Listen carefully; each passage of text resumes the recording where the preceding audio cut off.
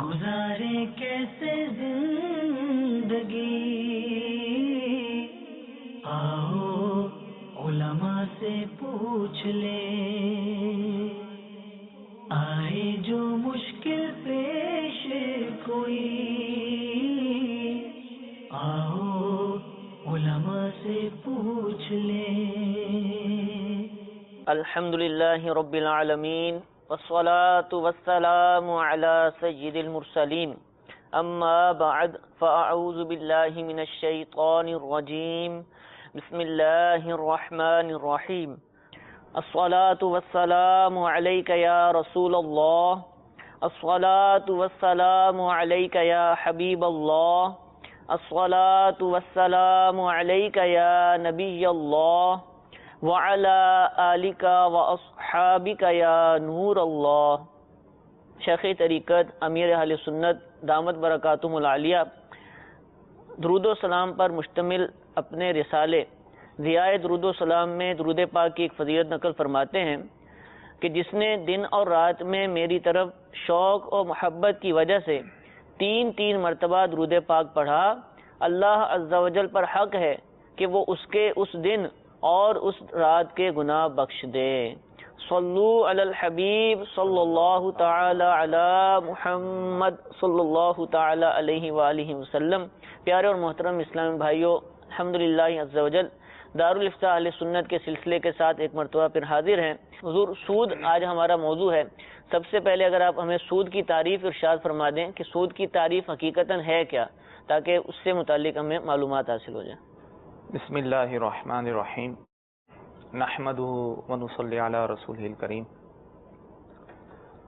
سود سے متعلق اللہ تبارک تعالیٰ ارشاد فرماتا ہے، سورہ بقرہ میں ہے، احل اللہ البیع وحرم الربا، کہ اللہ تعالیٰ نے سود کو حرام کیا ہے اور بے کو یعنی خرید و فروخت کو حلال کیا ہے۔ ٹھیک ہے۔ سود کی تعریف کے حوالے سے کئی اس کی تعریف اور اقسام بیان کی گئی ہیں۔ ایک تو تعریف یہ بیان کی گئی ہے سود کے حوالے سے کہ سود کہتے ہیں زیادتی کو، صحیح، اور عقد معاوضہ میں یعنی جو خریدنے والا اور بیچنے والا جو عقد کرتے ہیں، سیلر اور پرچیزر جو ہوتے ہیں، اس میں جو زیادتی ہوتی ہے وہ زیادتی کے اس زیادتی کے مقابلے میں کچھ نہ ہو اور وہ زیادتی عقد کے اندر مشروط ہو، اسے سود کہتے ہیں۔ آسان لفظوں میں اب جیسے سونے کے بدلے سونا خریدا جائے، ٹھیک ہے، اب حدیث میں آیا کہ اگر سونے کے بدلے سونا خریدا جائے تو وزن بھی برابر ہونا چاہیے اور اس میں ادھار بھی ناجائز ہے۔ اگر کوئی 1 تولہ سونے کے بدلے 1 تولہ سونا خریدتا ہے، بالکل ٹھیک ہے، لیکن اگر اس میں کمی زیادتی ہوتی ہے تو یہ سود ہوگا۔ ٹھیک ہے۔ اسی طرح چاندی کے بدلے چاندی خریدے، اس میں جو زیادتی ہوگی کیونکہ زیادتی کے مقابلے میں کچھ نہیں ہے، صحیح، تو اس وجہ سے اس کو سود کہا گیا۔ اسی طرح ایک تو سود کی یہ قسم ہے خرید و فروخت کی، ایک سود کی قسم ہے قرض کی، جیسے حدیث میں آیا کہ ہر وہ قرض جس سے نفع حاصل ہو وہ سود ہوتا ہے۔ اب نفع کی بھی کئی صورتیں ہوتی ہیں۔ ایک تو عام طور پہ سب جانتے ہیں میں جتنا پیسہ دیا ہے اگر واپسی میں زیادہ پیسہ دیں گے تو وہ سود ہوگا، ٹھیک ہے، اس کو بھی سود کہتے ہیں یقیناً۔ اور حدیث میں آیا کہ کلو قرض جرا منفع فہو ربا، کہ ہر وہ قرض جس سے نفع حاصل ہو۔ اب نفع کئی قسم کا ہوتا ہے، مثال کے طور پر کوئی کسی کو قرض دے اور قرض دے کے کہہ رہی ہے میرا مکان ہے، جب تک میں آپ کا قرض نہیں لوٹا دیتا آپ میرے مکان میں رہتے رہیں، صحیح، تو اس کو بھی فقہ کرام نے کہا یہ سود ہے، جیسے گروی لیتے ہیں مکان، گروی لیتے ہیں، اور اسی طرح اپنی زمینیں دے دیں تو اس میں رہنے کی اجازت نہیں ہوتی۔ جی کھیتی باڑی آپ کرتے رہیں ٹھیک ہے، یا اس کو آپ آگے ٹھیکے پر دے دیں جب تک میں آپ کا قرض ادا نہ کروں، آپ یہ کرتے ہیں، تو یہ بھی بظاہر اس کو کچھ نفع نہیں مل رہا لیکن اس کو بھی سود کہا گیا۔ اسی طرح کہا کہ میں تمہیں قرض دیتا ہوں اس شرط پر کہ تمہیں میرا کام کرنا ہوگا، ٹھیک ہے، تو یہ بھی ایک نفع والی صورت ہے، تو یہ بھی سود ہے۔ تو اسی طرح قرض میں جو بھی مشروط نفع ہوگا، ایک تو مشروط نفع یہ ہوتا ہے کہ میں آپ کو قرض دے رہا ہوں، آپ نے مجھے واپسی زیادہ دینا ہے، میں نے آپ کو 1000 دیا ہے تو واپسی آپ نے 1200 دینا ہے، ایک تو یہ قرض ہے۔ اور دوسرا یہ ہے کہ ٹھیک ہے میں اپنا مکان یا مکان یا زمین آپ کے پاس رہن رکھوا رہا ہوں، گروی رکھوا رہا ہوں، آپ اس کو استعمال کرتے رہیں، ٹھیک ہے، جب تک میں آپ کا قرضہ ادا نہ کروں آپ یہ استعمال کرتے رہیں، تو جب تک یہ استعمال کرتا رہے گا گناہ گار ہوگا. یہ بھی سود کی صورت ہے. ٹھیک وہ ہے، بلکہ یہاں تک آیا کہ اگر اس نے استعمال کر لیا ہے اس کی اجازت سے ہے تو یہ ناجائز، اور جتنا عرصہ اس نے استعمال کیا ہے مکان کو یا زمین کو، اس کی جو اجرت بنے گی، اجرت مثل، وہ اسے دینی پڑے گی. اجرت مثل کیا ہوتی ہے؟ اجرت مثل یہ کہ اس مکان کے رہنے کی جتنی اجرت بنتی تھی، اجرت یعنی کرایہ. کرایہ. ٹھیک ہے، اب جس مکان میں وہ رہتا ہے، عرف میں عام طور پر اس مکان میں رہنے کا، اس طرح کے مکان میں رہنے کا کتنا کرایہ بنتا ہے. ٹھیک ہے، اسی طرح یہ زمین جو اس نے دی ہے اس کو استعمال کے لیے، زمین کو اس طرح ٹھیکے پر دیتے ہیں، عام طور پہ اس کا کتنا کرایہ ہوتا ہے، کتنا ٹھیکہ ہوتا ہے، تو وہ اجرت مثل جو ہے اسے دینی ہوگی. تو اس طرح یہ سود کی نہ جانے کتنی قسمیں بن جاتی ہیں. یعنی ہر معاملے کے اندر، ہر سود معاملے کو کے کہا اندر جاتا کہیں نہ کہیں آ کے سود کی صورت بن جاتی ہے، اور لوگ یہی سمجھ رہے ہوتے ہیں. عام طور پہ لوگوں کے ذہن میں یہی کہ بھائی سود وہ ہوگا جو ہم زیادہ پیسے دیں گے. ٹھیک ہے، پیسوں کے بدلے میں جو زیادہ پیسے ملتے ہیں. پیسوں کے بدلے میں زیادہ پیسے، وہی سود ہے. حالانکہ ایسا نہیں ہے، بلکہ اتنا نازک مسئلہ کہ آپ کسی پرچون کی دکان میں جیسے ہم سودا وغیرہ لیتے رہتے ہیں، اگر کسی نے ایڈوانس میں پیسے وہاں رکھوا دیے، ٹھیک ہے، پرچون کی دکان یا سبزی فروش کے پاس، کہ ابھی میں تم سے سودا لیتا رہوں گا، اس میں سے جو ہے آپ پیسے کاٹتے رہنا، صحیح. تو یہ ایڈوانس میں پیسے دینے کو بھی فقہاء کرام نے اس کو سود کہا ہے. اس کو تھوڑا دوبارہ فرما دیں کیونکہ یہ تو بہت زیادہ ہوتا ہے. وہ اس لیے کہ دیکھیں گویا کہ وہ بھی ایک طرح کا نفع حاصل کر رہا ہے. وہ یہ سوچ رہا ہے کہ میرے پاس پیسے رہیں گے تو یہ تو ضائع ہو جائیں گے، ایسا کرتا ہوں میں اس کے پاس ہی رکھوا دیتا ہوں. یعنی مجھے سودا خریدنا ہے تو میں پہلے ہی دکاندار کو پیسے دے دیتا ہوں مہینے سے پہلے ہی ایڈوانس میں. ٹھیک ہے، اکثر تو ایسا ہوتا ہے کہ بعد میں دیتے ہیں، مہینے کا آخر میں پوچھتے ہیں بھائی کتنا ٹھیک ہوا، ہے. وہ بتا دیتے ہیں، دے دیتے ہیں. بعض ایسے کرتے ہیں کہ شروع میں یہ ایڈوانس میں ہی پیسے دے دیتے ہیں، ٹھیک ہے، اور اس میں سے سودا جو لیتے رہتے ہیں وہ پیسے کٹتے رہتے ہیں. تو اس کو بھی فقہاء کرام نے سود کہا کہ اس میں سود کا عنصر جو ہے پایا جاتا ہے. تو اس طرح بہت ساری صورتوں میں سود کا عنصر پایا جائے، یعنی کسی بھی طرح منفعت آئے گی، یعنی نفع آئے گا. آخری جو صورت ہے اس میں منفعت تھوڑا سا آپ سمجھا دیں کیونکہ یہ لوگ کرتے ہیں اور گھروں کے اندر ایسا ہوتا ہے، اپنے ایڈوانس بھی بات دے دیتے ہیں. تو اس میں یہ کیسے ہوگا تاکہ وہ یعنی اس میں اول تو ایسا کریں کہ ایڈوانس میں پیسے نہ دیں، ادھار وہ لیتے رہیں، ٹھیک ہے، اور اس کو لکھتے رہیں، مہینے کے آخر میں حساب کر لیا جائے. حساب کر لیا جائے. یہ تو آسان طریقہ ہے اور اکثر ایسا ہی ہوتا ہے، اس میں کوئی سود والا معاملہ نہیں ہے. ایڈوانس میں پیسے دینے میں یہ ہے کہ ایک طرح کا نفع یہ اس کو مل رہا ہے کہ وہ اس کو ایڈوانس میں جو پیسے دے رہا ہے، اب اس کو پتا ہے کہ میرے پاس پیسے رہیں گے تو خرچ ہو جائیں گے، میں اس کے پاس ہی رکھوا دیتا ہوں، اس کی حفاظت میں رہیں گے، اور میں اس سے سودا لیتا رہوں گا اور میں اس سے کٹواتا رہوں گا. تو اس میں بھی ایک طرح کا نفع پایا جا رہا ہے. تو اس لیے فقہاء کرام نے کہا کہ یہ صورت جو بنے گی یہ سود کی بنے گی، اس طرح نہ کیا جائے. ٹھیک ہے، تو اس طرح آپ ضمناً صورتیں آئیں گی، سوالات آئیں گے، تو اس کے ضمن میں بھی سود کی قسمیں جو ہے وہ واضح ہوتی رہیں گی. ٹھیک ہے. یعنی اب خلاصہ یہ کہ یعنی کسی بھی مال کے بدلے میں جو نفع لیا جائے، کسی بھی طرح کا نفع جیسے ہو. حدیث میں آیا کلو قرض جر منفع فہو ربا، ہر قرض جس سے نفع حاصل ہو وہ سود ہے. اب نفع وہ کسی بھی طریقے سے ہو سکتا ہے، مالی بھی ہو سکتا ہے، رہنی مکان میں رہنے کی صورت میں بھی ہو سکتا ہے کہ ٹھیک ہے میں آپ سے کوئی کرایہ نہیں لوں گا، میرے مکان میں آپ رہتے رہیں. تو اگرچہ بظاہر کچھ مالی نفع نہیں مل رہا، لیکن یہ کہ منفعت تو ہے سے رہنے کی، قرض دینے والے کو نفع مل رہا ہے، رہنے کی منفعت مل رہی، تو یہ بھی سود ہو جائے گی. ٹھیک ہے، ٹھیک ہے. میٹھے اسلام بھائی، آپ نے ابھی تو ابتدا ہوئی ہے ہمارے سلسلے کی، آپ نے چند مثالیں سنی، اور یہ وہ کام ہے کہ جو عموماً لوگ کرتے ہیں، جن کے اندر مبتلا ہیں، ہزاروں لاکھوں لوگ ایسے کاموں کے اندر ملوث ہوتے ہیں، اور لیکن ان کے اندر بھی سود کی صورتیں پائی جاتی ہیں. انشاءاللہ ہم جب آگے موضوعات لے کر چلیں گے تو ان تمام باتوں کو جو مثالوں کے طور پر پیش کیے گئے انشاءاللہ واضح بھی کریں گے، اس کی پوری تفصیل بھی بیان کریں گے، ان سے بچنے کی انشاءاللہ عز و جل صورتیں بھی بیان کی جائیں گی. لیکن ان مثالوں سے اس طرف ضرور ہمیں ذہن بننا چاہیے کہ سود کس طرح یعنی وہ ہمارے چھوٹے چھوٹے معاملات کے اندر یعنی پایا جاتا ہے. تو یہ سلسلہ دیکھیں گے تو انشاءاللہ اس کی برکت سے ہمیں اس کی مزید معلومات بھی حاصل ہوتی رہیں گی. تو سود برا تو سبھی جانتے ہیں، سود حرام ہوتا ہے، یہ بھی سب کو معلوم ہوتا ہے، لیکن جب تک اس کی مذمت کی جو اصل جو معاملات ہیں کہ اس کی وعیدیں ہیں کیا، سود خور یا سود لینے والا یا دینے والا، اس کے بارے میں قرآن و حدیث میں جو باتیں ہیں وہ اگر ہمیں معلوم چل جائیں اس کی مذمت سے حوالے سے، تو پھر مزید جو ہے انشاءاللہ لوگوں کا ذہن بنے گا. ایک تو سود کے بارے میں یہی آیا کہ قرآن میں حرام، اور جو اس سے نہیں بچتا تو اس کے لیے یہ کہا کہ اللہ تبارک تعالیٰ کے ساتھ اعلان جنگ. اور احادیث میں بکثرت اس کی مذمت بیان کی گئی ہے. فرمایا کہ مسلم شریف کی حدیث ہے کہ آپ علیہ الصلوۃ والسلام نے جو ہے سود لینے والے، سود دینے والے، سود کا کاغذ لکھنے والے اور اس کے گواہوں پر جو ہے وہ لعنت فرمائی ہے. اور اسی طرح ایک حدیث پاک میں آیا کہ ایک زمانہ ایسا آئے گا کہ سود کھانے سے کوئی نہیں بچے گا. اگر سود نہ کھائے تو اس کے بخارات اس کو پہنچیں گے. اللہ اکبر. وہ کس طرح کہ سود دے گا یا لے گا یا لکھے گا یا کسی کو سود پر قرض دلائے گا یا کسی سودی کے یہاں کھانا کھائے گا وغیرہ وغیرہ. تو اس طرح سود کے بخارات سے کوئی بچ نہیں پائے گا. اور فی زمانہ دیکھا جائے تو وہ صورتحال نظر آ رہی ہے کہ کسی نہ کسی طرح جو ہے وہ سود میں بیچارہ مبتلا ہو جاتا ہے. ایک بیچارہ مزدور بھی ہو، کہیں نوکری کر رہا ہے، جائز نوکری کر رہا ہے، اب وہ کمپنی کیا ہے اس کا کیونکہ سیلری اکاؤنٹ میں آتی ہے اس کا وہ سودی اکاؤنٹ کھلواتے ہیں، سیونگ اکاؤنٹ، اس کو مجبوراً جو ہے وہاں سے سیلری لینی پڑتی ہے.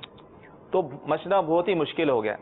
تو اگر یہ ساری چیزیں مذمتیں جو احادیث میں آئی ہیں اگر یہ سامنے رکھی جائیں، مد نظر رکھی جائیں تو سود سے بچنا جو ہے جہاں بھی بینک ملوث ہوگا تو پھر سود کے امکانات بہت زیادہ بڑھ جائیں. بالکل بڑھ جاتے ہیں. ہر صورت تو نہیں کہہ سکیں، ہر صورت نہیں. اب ایسا بھی اکاؤنٹ جیسے کرنٹ اکاؤنٹ ہو گیا، ٹھیک ہے. اب کرنٹ اکاؤنٹ بھی کئی قسمیں آ گئی ہیں، جی جی، سودی بھی قسمیں آ گئی ہیں. چلو اس کو بھی ہم بیان کریں انشاءاللہ آئندہ بیان کریں. عام جو کرنٹ اکاؤنٹ ہوتا ہے جس میں کوئی نفع وغیرہ نہیں ہوتا، جتنے پیسے اتنے ہی رہتے ہیں اور نفع کی کوئی صورت نہیں ہوتی، تو وہ تو جائز ہے پیسے رکھوانا.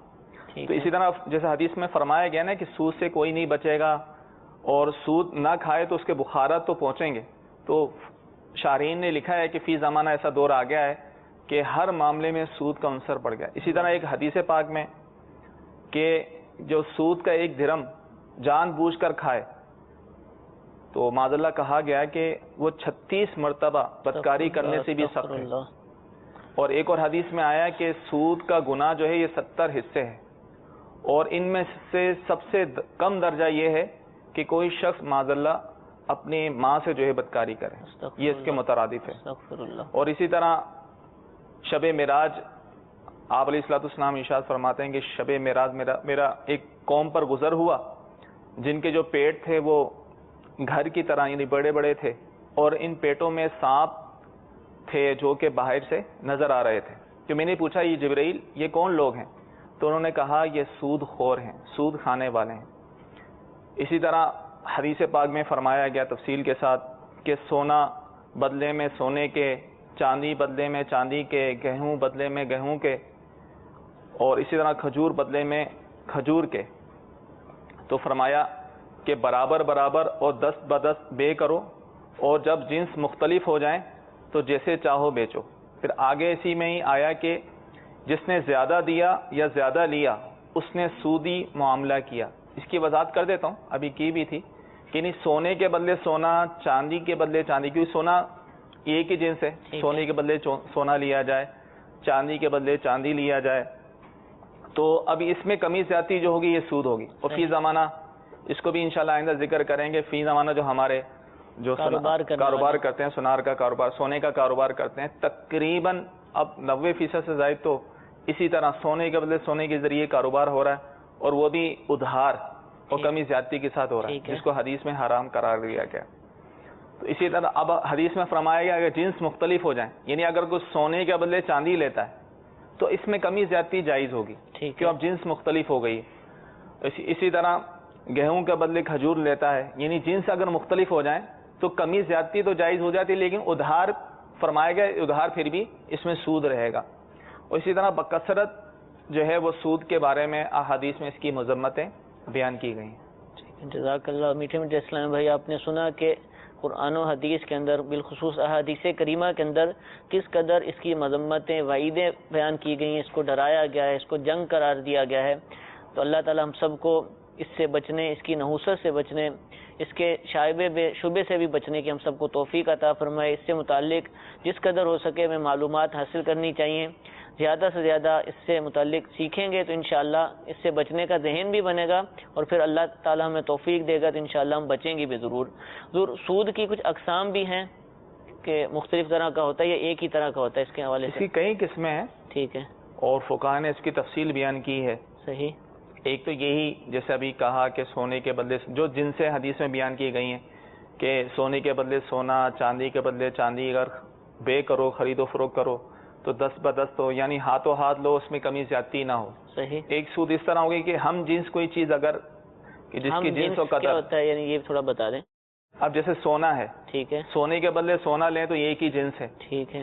اور سونے کے بدلے چاندی لیں، چاندی اور سونے کی یعنی جنس میں ایک ہی فرق ہے. ٹائپ کی چیزیں ہیں. جی جی، سونا ہے اور سونا دونوں سونے ہی ہیں. سونا ہی ہے تو ایک ہی جنس ہے. ٹھیک ہے. اب سونے کے بدلے چاندی لی جائے تو کمی زیادتی جائز ہوگی جتنا زیادہ لیں، لیکن اس میں بھی ادھار جو ہوگا وہ ناجائز ہوگا. صحیح. ایک تو یہ صورت خرید و فروخت کی، دوسری صورت آ جاتی ہے قرض والی. صحیح. کہ قرض جب دیا جائے یا لیا جائے اس میں شروع میں ہی یہ مشروط ہو، یعنی شرط رکھ دی جائے کہ بھائی واپسی زیادہ دینا، یا میں یہ نفع لوں گا، آپ کو میں یہ نفع دوں گا، جس کی ابھی صورتیں بیان کی گئی ہیں. تو عمومی طور پہ یہ 2 قسمیں جو ہے وہ پائی جاتی، تو خرید و فروخت کے حوالے سے پائی جاتی ہیں، اور دوسرا جو ہے وہ قرض کے حوالے سے پائی جاتی ہیں. مزید اس کی اقسام ہیں، وہ انشاءاللہ ضمناً مسائل کے ساتھ ساتھ اس کو بیان کر دی ہیں. انشاءاللہ عز و جل. کچھ کالز ہمارے پاس موجود ہیں، انشاءاللہ ان کو سلسلے میں شامل کرتے ہیں. جی کال سنائیے. نوید طاری فیضان سمسن ملسی سے عرض گزار ہوں. پینٹ یعنی رنگ کی بالٹی میں ڈبے میں ٹوکن نکلتا ہے، کیا وہ ٹوکن کاریگر جو مزدوری پر کام کرتے ہیں ان کا ہوگا، یا مالک جو کام کروا رہا ہے اپنے مکان یا دکان میں ان کا ہوگا؟ جی ایک اور کال سنائیے. مفتی صاحب سے سوال یہ ہے کہ ہم نے کمیٹی ڈالی ہوئی تھی اور 1 لاکھ روپے ہمیں وہ کمیٹی ملنی تھی. جب وہ کمیٹی نکلی ہے نا تو اس میں سے 500 انہوں نے کہا ہے کہ ہم نے یہ مٹھائی کے لیے ہیں، کہ ہم نے مٹھائی کے لیے ہیں 500، یہ کیا درست ہے دینا یا لینا؟ جی انشاءاللہ عرض کرتے ہیں. حضور پینٹ کے متعلق سوال آ گیا ہے کہ پینٹ کی بالٹیاں مختلف کمپنیوں کی ہوتی ہیں، اس کے اندر ٹوکن ہوتا ہے اور اس پہ کچھ رقم لکھی ہوتی ہے، 20 روپیہ 50 روپیہ جو بھی مختلف ہوتی ہے.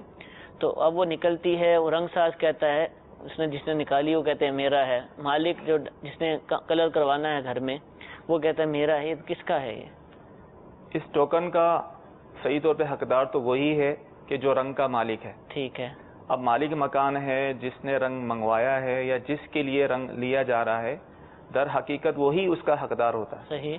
کیونکہ جو وہ مالک ہے تو اس کے جو بھی منافع، جو چیز اس نے خریدی ہے اس کے جو بھی منافع ہیں اس کا حقدار مالک ہی ہوگا. جیسے آخر میں ڈبہ بچ جاتا ہے تو ڈبہ بھی مالک کا ہی ہوگا. ٹھیک ہے. تو اب وہ چاہے مثال کے طور پر کرایہ دار نے مالک مکان کو کہا ہے کہ آپ رنگ کروا دیں. صحیح. تو اب اس نے رنگ کروا دیا. ٹھیک ہے. اس میں سے بھی جو ٹوکن نکلے گا وہ کرایہ دار کا نہیں ہوگا. ٹھیک ہے. وہ مالک مکان کا ہی ہوگا. یعنی خلاصہ یہ نکلا کہ یہ ٹوکن اس کا حقدار وہی ہے کہ جو رنگ کا مالک ہے. باقی جو کاریگر ہیں، رنگ کرنے والے ہیں، یہ کرتے ہیں، یہ ناجائز کرتے ہیں، چوری چھپے نکال دیتے ہیں. بعضوں کا ان کو پتا ہوتا ہے، عام لوگوں کو تو نہیں پتا ہوتا نا. اب تو 500 1000 1500 تک کے ٹوکن آنے لگ گئے. تو یہ مالک مکان کو کہتے ہیں بھائی فلاں رنگ بہت اچھا ہے، یہ ان کو پتا ہے کہ فلاں ڈبے میں اتنے کا ٹوکن نکلے گا. اور عام طور پہ مالک جو ہوتے ہیں رنگ کروانے والے ان کو پتہ نہیں ہوتا، وہ چھپا کر جو ہے نکال لیتے ہیں. ان کے لیے یہ حرام ہے، ناجائز ہے. تو اصل اس کا مالک وہی ہے، یہ ٹوکن لینے کا حقدار یہ جو رنگ کا مالک ہے. اب اس میں بھی سود ہے. اچھا اس میں بھی سود ہے. اب اس میں سود کیسے؟ اب یہ کوئی بھی چاہے مالک مکان ہو یا رنگ والا، یہ ٹوکن لے کے جاتا ہے دکاندار کے پاس. ٹھیک ہے. اب مثال کے طور پہ 100 روپے کا ٹوکن ہے. ٹھیک ہے. وہ 100 روپے اس کو دے دے گا دکاندار، ٹوکن اپنے پاس رکھتا ہے. اسی طرح لوگ آتے رہتے ہیں، ان کو پیسے دیتا رہتا ہے. اب ٹوکن کہیں جمع ہو جاتے ہیں اس کے پاس، بہت زیادہ ہو جاتا ہے. پھر یہ دیتا ہے کمپنی کو. ٹھیک ہے. کمپنی پھر اس کو اس کے اوپر 10% دیتی ہے. یعنی مثال کے طور پہ 100 روپے کا ٹوکن تھا، اس نے وہ کمپنی کے بہاف پہ آگے دے رہا ہے. ٹھیک ہے. اپنی طرف سے اپنی طرف سے دے رہا ہے. کوئی کمپنی کہا ہوا ہے کہ کوئی آئے تم دے دینا، ہم آپ کو دیں گے. تو کمپنی کے بہاف پہ دے رہا ہے. اب آگے کمپنی کو ٹوکن جمع کرواتا ہے، تو مثال کے طور پر اس نے 100 روپے کا دیا ہے تو اس کو 110 روپے ملیں گے. اچھا. تو اس طرح یہ دکاندار جو ہے یہ 10% بعض جگہ کمی زیادتی کے ساتھ یعنی یوں سمجھ لیں کہ یہ کمپنی کو قرض دیتا ہے. یعنی اصل تو ٹوکن کے بدلے میں پیسے کمپنی نے دینے تھے، تو یہ کمپنی نے دینے تھے. اب ظاہر ہے اب کمپنی کے پاس تو لوگ جا نہیں سکتے. ٹھیک ہے. وہ دکاندار کے پاس ہی آئیں گے. ٹھیک ہے. اور ان کو فوری چاہیے ہوتے ہیں. صحیح. تو اس لیے کمپنی کی طرف سے وہ کمپنی کے بہاف پہ ان کی اجازت سے لوگوں کو دے رہا ہوتا ہے. ٹھیک ہے. در حقیقت کمپنی دینے ہوتے ہیں. ٹھیک ٹھیک. اب اس نے دے دیے، جتنے دیے کمپنی سے بھی اگر اتنے ہی ملیں ٹھیک ہے تو یہ اس میں تو کوئی کباہت نہیں ہے، یہ بالکل جائز. یعنی 100 روپے آگے اس نے دیے، آگے سے بھی 100 روپے مل رہے ہیں. لیکن ہوتا ایسا نہیں ہے. کمپنی کہتی ہے ٹھیک ہے آپ دو، ہم آپ کے اس کے اوپر جتنے بھی ٹوکن ہیں اس پر 10% آپ کو دیں گے. تو یہ سود والی صورت ہے. اب یہ دیکھیں کہ اس میں بھی تو اس طرح ہر کام میں ہم کہیں نہ کہیں دیکھیں گے، کہیں نہ کہیں سود کا عنصر نظر آئے گا. تو اس میں بھی، اس پر بھی ہمارے مفتی علی اصغر صاحب دامت برکاتہ عالیہ انہوں نے بالتفصیل اس پہ سلسلہ کیا تھا. یہ پینٹ کی مارکیٹ، ٹھیک ہے، پینٹ مارکیٹ کے نام سے احکام تجارت جو ان کا سلسلہ آتا ہے، اتوار والے دن تقریباً 3 سلسلے اس پہ ہوئے تھے.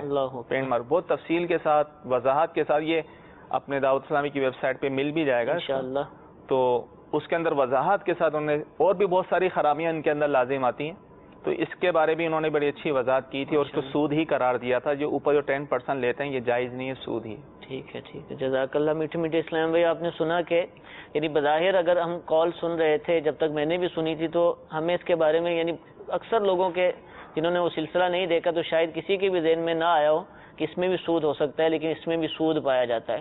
تو آپ خود دیکھ لیجئے، ہمارے کاروباروں میں کئی اس طرح کی اسکیمیں ہوتی ہیں جو ہم کمپنیوں سے کاروبار کر رہے ہوتے ہیں، پھر آگے لوگوں کو بیچ رہے ہوتے ہیں. تو بعض دفعہ ہمارا لوگوں سے جو لین دین ہوتا ہے اس میں بھی سود ہو سکتا ہے، اور بعض اوقات جب ہمارا کمپنیوں سے جو معاملات ہوتے ہیں اس کے اندر بھی سود کی صورت پائی جا سکتی ہے.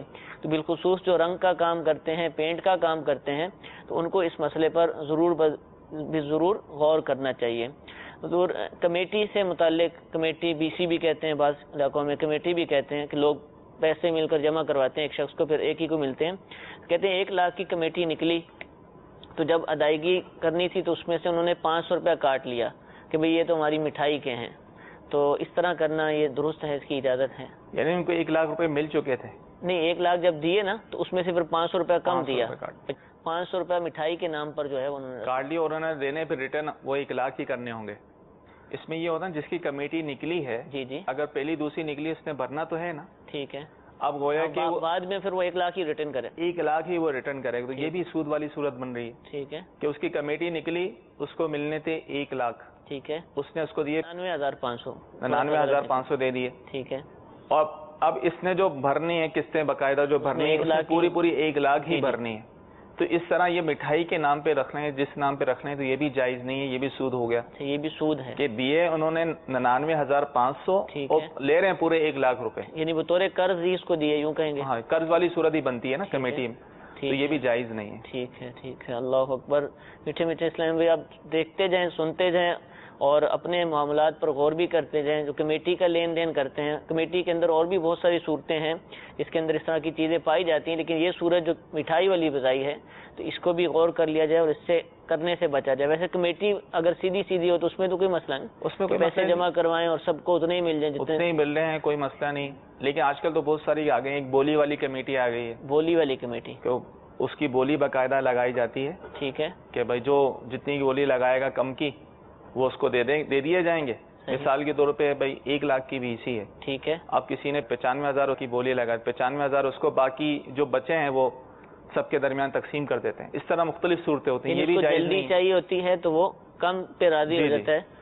تو اس طرح ہر دفعہ جو وہ بولی لگتی ہے، اچھا، ہر مرتبہ لگتی ہے، تو یہ بولی والی کمیٹی بھی ناجائز ہے. اسی طرح آج کل موٹر سائیکل والی کمیٹی چل رہی ہے، لکی کمیٹی چل رہی ہے، بہت ساری چل رہی. عام جو کمیٹی ہوتی ہے سمپل، ٹھیک ہے، پہلے ہوتی تھی لوگوں کے پاس سیدھی سیدھی، کہ جتنی آپ کی کمیٹی ہے، جتنے آپ کو پیسے ملنے ہیں اتنے ہی آپ نے بھرنے ہیں، تو اس میں کوئی حرج نہیں ہے. ٹھیک ہے، جزاک اللہ. کچھ اور کال بھی شامل کرتے ہیں. جی، کال سنائیے.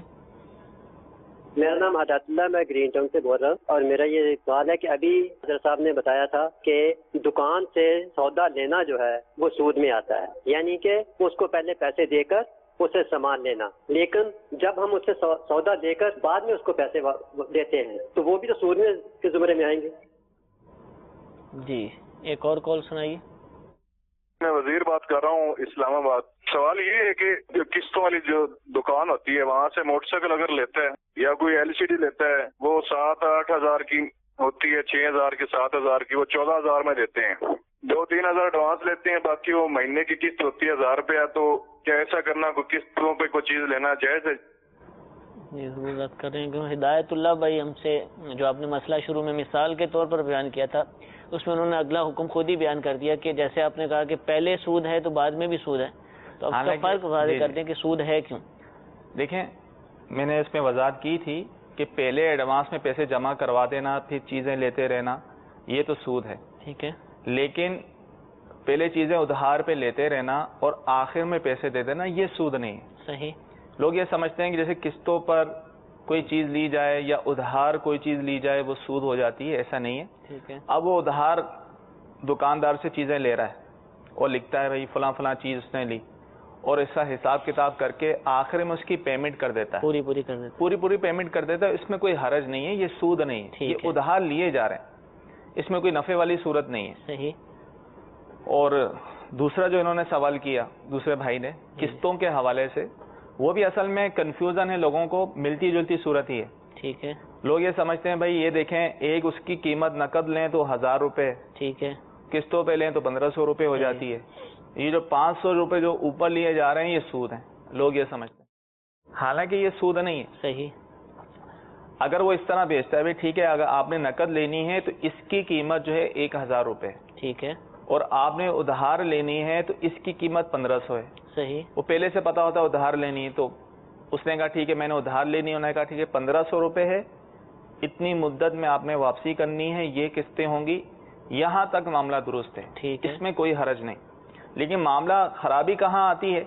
خرابی یہاں آتی ہے کہ وہ شرائط بیچ میں ایسی رکھتے ہیں کہ اگر آپ نے کوئی قسط لیٹ کر دی ٹھیک ہے، تو پلنٹی ہوگی جرمانہ. یہ تو جرمانہ پلنٹی یہ سود ہے. ٹھیک. تو ان شرائط کی بنا پر ہم قسطوں پر چیزیں لینے پہ منع کرتے ہیں. لیکن اگر سمپل کوئی عام ٹھیک ہے، جگہ سے چیز خریدتا ہے، اس طرح کی کوئی شرائط نہ ہو اور قسطوں پہ چیز خریدی، قیمت بھی طے ہے، مدت بھی طے ہے، کب واپسی کرنی ہے، لیٹ پیمنٹ پر کوئی پلنٹی کی شرط نہیں ہے، تو اس میں شرعاً کوئی حرج نہیں ہے. اس طرح اگر خرید و فروخت ہو تو وہ جائز ہوگی. یہ ایک اور کال سنائیے. نماز پڑھتے ہیں اس میں اگر کوئی غلطی ہو جائے، جیسے جو ہے نا سورت پڑھنا بھول جائے اور جو ہے نا کیا بولتے ہیں یہ سجدہ سیف کرنا بھی بھول جائے، سورت پڑھنا بھول جائے تو سجدہ سیف بھی بھول جائے، تو یہ سجدہ سیف کے بارے میں پوچھنا، اگر سجدہ سیف نہیں کیا نماز ختم کرنے کے بعد پھر یاد آیا تو نماز دہرانی پڑے گی، کیا کرنا پڑے گا؟ جی انشاءاللہ عرض کرتے ہیں. ایک اور کال سنائیے. محمد مبین بات کر رہا ہوں. ہم کرائے پر رہتے ہیں یا کرایہ ایڈوانس لیا جاتا ہے، تو اس بارے میں کیا ہے کہ یہ بھی کیا سود کے اس میں آئے گا؟ جی ضرور عرض کریں گے. صرف نماز کا مسئلہ انہوں نے پوچھا ہے کہ نماز میں سورت پڑھنا بھول گئے، اب آخر میں سجدہ صاف کرنا تھا وہ بھی بھول گئے، نماز مکمل کر لی، اب بعد میں یاد آیا تو کیا کریں، نماز دہرانی ہوگی؟ دیکھیں جن رکعتوں میں سورت کا ملانا واجب ہے، جیسے فرضوں کی پہلی اور دوسری رکعت میں الحمد شریف کے ساتھ سورت کا ملانا واجب ہے، اور باقی سنتیں اور نوافل ان کی ہر رکعت میں سورت کا ملانا واجب ہے. تو اگر کوئی واجب بھولے سے رہ جائے تو اس صورت میں آخر میں سجدہ سہو کر لیا جائے تو نماز ہو جاتی ہے، اور اگر سجدہ سہو نہ کیا جائے تو نماز لوٹانا واجب ہوگا. لیکن اگر اس نے سلام پھیر دیا، اگر تو اسے یاد نہیں تھا کہ مجھ پر سجدہ سہو ہے، سلام پھیرنے کے بعد اسے یاد آیا اور ابھی اس نے کسی سے کلام نہیں کیا، کوئی کھانا پینا اس نے نہیں کیا، مسجد کے اندر ہی ہے بالفرض، تو اس صورت میں وہ فوراً سجدے میں جا سکتا ہے، ٹھیک سجدہ سہو کر سکتا ہے، جب تک کہ نماز کے منافی، یعنی جیسے مثالی کوئی کسی سے بات چیت نہیں کی، کھانا پینا نہیں کیا، مسجد سے باہر نہیں نکلا، تو اس صورت میں جب تک وہ وہاں مسجد میں ہے اور اس کو یاد آ گیا تو فوراً سجدہ سہو کر لے، پھر دوبارہ تحیات پڑھ کے سلام پھیر دے. لیکن اگر اسے یاد تھا کہ مجھ پر سجدہ سہو ہے اور یاد ہوتے ہوئے اس نے جو ہے اب سلام پھیر دیا تو اب وہ نماز سے نکل گیا، اب وہ سجدہ سہو نہیں کرے گا، اب نماز دوبارہ لوٹانی ہوگی. تو خلاصہ یہ نکلا کہ اگر نماز میں کوئی غلطی ہو جائے، غلطی وہ کہ واجب چھوٹ جائے، فرض چھوٹ جائے تو نماز دوبارہ پڑھنا فرض ہوتا ہے، سنت اور مستحبات چھوٹ جائیں تو اس میں سجدہ سہو نہیں ہوتا، صحیح نماز ہو جاتی ہے. ٹھیک ہے، ہاں لوٹانا مستحب ہوتا ہے، لیکن اگر کوئی واجب بھولے سے رہ جائے تو سجدہ سہو واجب ہوتا ہے، اور اگر جان بوجھ کے کوئی واجب چھوڑ دیا جائے تو نماز لوٹانا واجب ہوتی ہے. تو سجدہ سہو واجب تھا، بھولے سے واجب چھوٹ گیا، سجدہ سہو واجب تھا اور بھولے سے سلام پھیر دیا، تو جب تک کوئی نماز کے منافی کسی سے کلام وغیرہ نہیں کیا تو سجدہ سہو کر لے. جب کرایہ ہم جب مکان یا دکان کرائے پر لیتے ہیں تو ایڈوانس لیا جاتا ہے، 6 ماہ کا، بعض دفعہ 11 ماہ کا بھی، سال کا بھی لیا جاتا ہے، اور بعد میں پھر وہ مکان استعمال کرتا ہے، تو یہ اس کے حکم اس میں کوئی حرج نہیں ہے. ٹھیک ہے، یہ ایڈوانس میں ہی اجرت دینا ہوا. ٹھیک ہے، ٹھیک ہے نا، کہ بھائی میں گھر آپ کا اتنے عرصے تک 1 مہینہ 2 مہینہ سال استعمال کروں گا، اس کی پیشگی اجرت دینا. ٹھیک ہے، تو یہ جائز ہوتا ہے. جس طرح ہم اسکولوں وغیرہ میں اس کی بچوں کی عمومی طور پہ یا وین والے کو پیش کی اجرت دیتے ہیں جی جی، اور بعد میں وہ پورے مہینے کی وہ کرتا ہے، تو اسی طرح عمومی طور پہ جو ایڈوانس لیا جاتا ہے، ایک تو ایڈوانس وہ دوسرا ہوتا ہے جو واپسی میں جب وہ چھوڑ کر جاتے ہیں مکان تو واپسی دینا ہوتا ہے، سیکورٹی کے نام پر ہوتا ہے. ایک وہ ہوتا ہے کرایہ ایڈوانس میں دیا جاتا ہے، عمومی طور پہ پہلا جو مہینے کا ہوتا ہے ہر مہینے کا ایڈوانس بھی جاتا ہے. تو ایڈوانس میں جو پیشگی اجرت دی جاتی ہے یہ جائز ہے، اس میں کوئی حرج نہیں. جیسے ہم جہاز کی گاڑی کی ٹکٹ پہلے خریدتے ہیں، اس کے بعد اس کا استعمال کرتے ہیں. جی بالکل ایسے، اس میں کوئی حرج نہیں ہے. ٹھیک ہے، جزاک اللہ. جی مزید ایک دو کالز ہمیں سنائیے. جو قضا نمازیں پڑھتے ہیں وہ بیٹھ کے پڑھی جا سکتی ہیں؟ جی ایک اور کال سنائیے. جی میرا نام ذوالفقار علی ہے، میں سرگودا سے بول رہا ہوں. میں نے پوچھنا ہے کہ مکروہ اوقات میں قرآن پاک کی تلاوت کرنا گناہ ہے، یا کہ کوئی تلاوت کر رہا ہو اسے زبردستی اس سے قرآن پاک بند کروا دینا کہ مکروہ وقت ہو گیا تلاوت بند کر دو، یہ جائز ہے؟ جی حضور قضا نمازیں بیٹھ کر پڑھ سکتے ہیں؟ نہیں، قضا نمازیں جو کھڑے ہو کر پڑھنے پر قادر ہے اسے کھڑے ہو کر ہی پڑھنی ہوں گی. ہاں جو واقعی معذور ہے جو زمین پر سجدہ نہیں کر سکتا، ٹھیک ہے، تو اس کے لیے تو ویسے ہی جو زمین پر سجدہ کرنے پر قادر نہ ہو تو اس کے لیے ویسے ہی ہے بہتر کہ بیٹھ کر اشاروں سے نماز پڑھے. وہ تو چاہے عام نمازیں ہوں قضا نمازیں بیٹھ کے ہی پڑھے گا. لیکن جو قادر ہے زمین پر سجدہ کرنے پر بھی قادر ہے، قیام پر بھی قادر ہے، تو اب وہ بیٹھ کر نماز پڑھے گا تو اس صورت میں اس کی نماز نہیں ہوگی. تو لہذا جو قادر ہے اس پر بھی لازم ہوگا کہ کھڑے ہو کے یعنی جو نمازیں عام نمازوں کا حکم ہے وہی قضا نمازوں کا حکم، عام نمازیں کھڑے ہو کر پڑھنی ہے وہ قضا میں بھی ایسا ہی کرے گا. ٹھیک ہے. اچھا مکروہ اوقات میں ہم اس کے مسائل بیان کرتے رہے ہیں بہت دفعہ. مکروہ اوقات میں تلاوت اگر کوئی کر رہا ہے تو کیا اس کو منع کیا جائے گا؟ قرآن کھولا تو بند کروایا جائے گا؟ لیکن مکروہ اوقات میں تلاوت کرنا گناہ نہیں ہے. اچھا گناہ نہیں ہے. اب جیسے انہوں نے کہا کہ زبردستی بند کروا دینا، تو اس سے یہ پتہ چل رہا ہے لوگ یہ سمجھتے ہیں کہ شاید کوئی ناجائز اور حرام کام ہو رہا ہے. معاذ اللہ ایسا نہیں ہے، بلکہ یہ کہا کہ بہتر ہے کہ نہ کرے، خلاف اولا ہے. لیکن اگر کوئی تلاوت کر رہا ہے تو کوئی گناہ نہیں ہوگا اور زبردستی اس سے بند نہیں کروا سکتے. شاید اس صورت میں کروائیں گے تو گناہگار ہونے کی صورت بن جائے. ٹھیک ہے. وہ تلاوت کر رہا ہے مکروہ اوقات میں، بہتر ہے کہ نہ کرے، لیکن کر رہا ہے تو کوئی گناہ نہیں کر رہا، شرعی طور پہ جائز ہے. نماز بھی گناہ نہیں ہے؟ جیسے نماز مکروہ اوقات میں پڑھنا تو جائز نہیں ہے نا. اچھا اس کا حکم الگ ہے، تلاوت کا حکم الگ ہے، تلاوت کا حکم الگ ہے. ٹھیک ہے، جزاک اللہ. میٹھے میٹھے اسلام بھائیو، ہمارے آج کے سلسلے کا وقت ختم ہوا. آج ہم نے سود سے متعلق ابتدائی جو معلومات ہیں اس کی چند مثالیں آپ نے سنی، تھوڑی سی اقسام سے متعلق بھی ہم نے الحمدللہ گفتگو کی. انشاءاللہ یہ ہمارا سلسلہ جاری رہے گا. ہم مختلف پیشوں میں مختلف کاموں کے اندر جہاں جہاں سود کا شائبہ ہے یا سود پایا جاتا ہے انشاءاللہ ہم اس کو اپنے سلسلے میں شامل کریں گے. آپ ہمیں کالز کے ذریعے اپنے کاموں سے متعلق، یہ دو لوگ کاروبار کرتے ہیں جن کاموں میں ملوث ہیں، کھیتی باڑی ہو گئی، خرید و فروخت کے معاملات ہو گئے، ان تمام معاملات سے متعلق آپ ہمیں سوال کیجئے. انشاءاللہ آپ کا سوال کرنا آپ کو بھی فائدہ دے گا اور دیگر مسلمانوں کے لیے بھی یہ فائدہ مند ہوگا. اللہ تعالی ہم سب کو علم دین حاصل کرنے، عمل کرنے اور دوسروں تک پہنچانے کی توفیق عطا فرمائے. آمین بجاہ النبی الامین. صلو علی الحبیب صلی اللہ تعالی علی محمد. گزارے کیسے زندگی، آؤ علماء سے پوچھ لیں. آئے جو مشکل پیش کوئی، آؤ علماء سے پوچھ لیں.